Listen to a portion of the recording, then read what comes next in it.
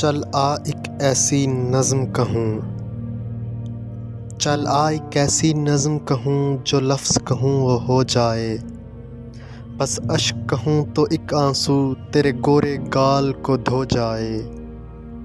میں آ لکھوں تو آ جائے، میں بیٹھ لکھوں تو آ بیٹھے، میرے شانے پر سر رکھے تو، میں نیند کہوں تو سو جائے۔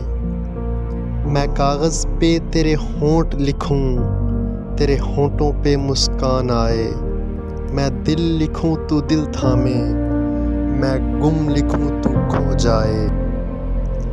تیرے ہاتھ بناؤں پینسل سے، پھر ہاتھ پہ تیرے ہاتھ رکھوں، کچھ الٹا سیدھا فرض کروں، کچھ سیدھا الٹا ہو جائے۔ میں آہ لکھوں تو ہائے کرے، بے چین لکھوں بے چین ہو تو، پھر میں بے چین کا بے کاٹوں، تجھے چین ذرا سا ہو جائے۔ ابھی عین لکھوں تو سوچے مجھے، پھر شین لکھوں تیری نیند اڑے، جب کاف لکھوں تجھے کچھ کچھ ہو، میں عشق لکھوں تجھے ہو جائے۔